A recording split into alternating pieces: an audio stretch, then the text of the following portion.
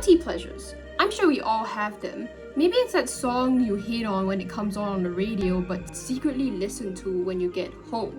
Maybe it's that song from an artist you know is bad but used to love.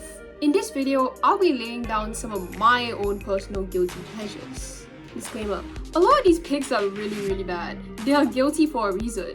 Feel free to make fun of my music taste in the comments. Anyways, on to the video. Believer by Imagine Dragons.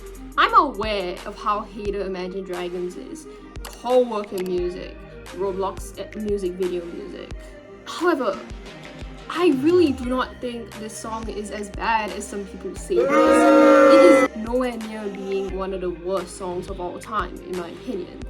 I think that the production, though overblown, is pretty solid. The lyrics aren't terrible either.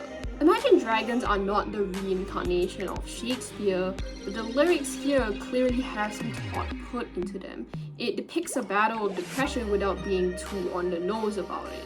Yes, it is a little melodramatic, but it is much easier to excuse than a lot of other terrible songs. I also think that the vocals have been unfairly clowned on and are just fit better for overall sound.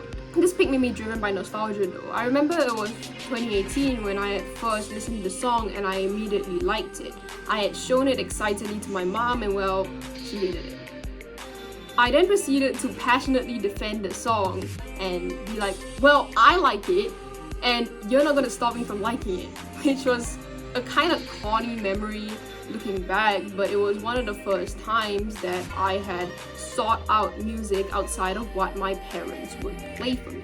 Cousins by Kanye West. This is a guilty pleasure in a different way because I actually think that this song is pretty great. It is so good because of how rough around the edges it is. The lyrics are direct, almost too direct. Hanging with my cousins, reading dirty magazines. We see two N-words kissing. Leaves no room for interpretation. The beat sounds like it's decaying. The auto-tune and the singing is strained. Then again, was Kanye ever known for good singing? Anyways, it's a great depiction of the fucked up mind state such unhealed trauma like this can put you in. It is the closest thing a mainstream artist would ever get to an outsider art. But a part of me feels guilty for liking this as much as I do. Obviously, Kanye being as terrible of a person as he is now plays a huge part in it, but I also feel like I'm peering into something that I shouldn't be. A mentally healthy Ye would not release a song like this. And with how this song has been sadly memed to death, I also feel like I'm feeding into the cycle of attention seeking and self-destruction, even if I'm just listening to this track through local files. Ice Spice in general. I think a lot of hate for Ice Spice is driven by misogyny. I also think she's objectively not good. Yes, both sentiments can coexist. People saying that her fans only like her for her body feels extremely dismissive.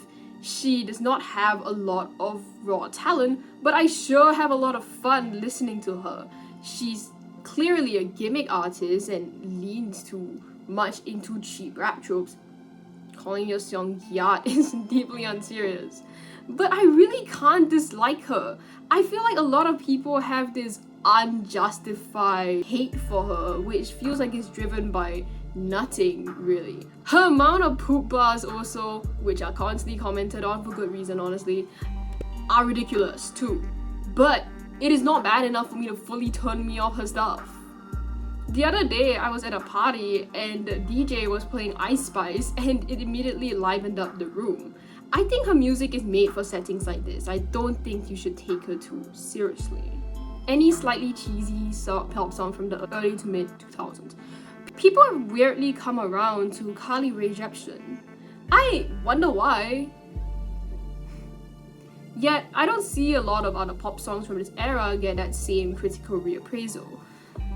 Raw by Katy Perry. I know we all hate her, but this song isn't bad. Shut Up and Dance by Walk the Moon. They're often deemed millennial core music, which I think is unfair. I like these songs a lot because they feel like a time capsule to simpler times. The pop music coming out nowadays lacks this optimism and magic. Some songs sound like they're trying to emulate this, Mystical Magical by Benson Boone, for example, but it just feels so plastic and inauthentic. These types of songs are straight to the point.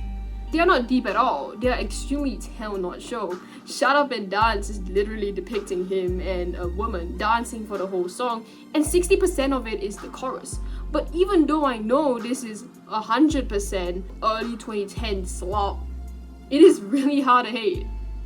Ganali by Cat's Eye. On the topic of trashy pop, this song went viral for how shit it was. And for the longest time, I lied to myself that I agreed with the backlash. The lyrics are ridiculous. Like a bag of Takis, I'm the shit.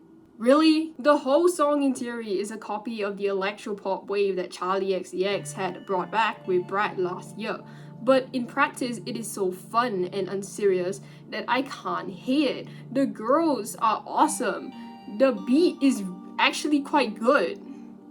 I even liked the remix with, again, Ice Spice because I thought she gave a good verse and matched the energy. Money Machine by 100 Gags.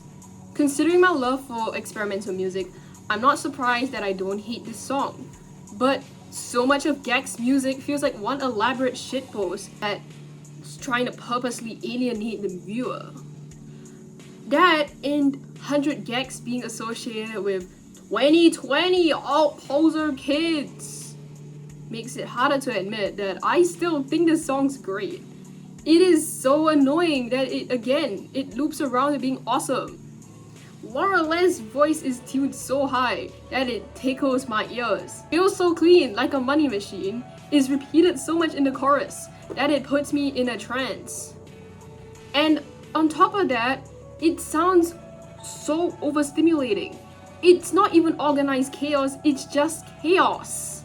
Yet, when the song's over, I go back and repeat it again. Do I like this song? Do I hate this song? It's complicated. Hobo Johnson. What a polarizing guy. I get the appeal of his music, but I just can't get into it. I listened to his discography last year because a mutual of mine really likes his stuff, but I concluded that his stuff is way too theoretical for my liking. However, this song seems to scratch a certain itch. It is weird because it 100% fits into the exact type of rap music I would clown on. Hobo Johnson is terribly self-deprecating and melodramatic. His delivery on here is so angry and shouty. He perfectly fits into that corny white rapper stereotype. Yet, I find myself really liking this. Maybe I'm just very drawn to his honesty. It's very catchy and surprisingly well written. I also think that it's a very good combo of rock and rap. I mean, I totally get the backlash on this song. It has a cringe tag on Last.fm. Yes, I am that chronically online. And it's definitely not something that I'd recommend to somebody or play on the speakers, but I still really like this. Thank you for watching. If you've made it this far, feel free to share some of your guilty pleasures in the comments. Like or dislike this video if you want. Peace.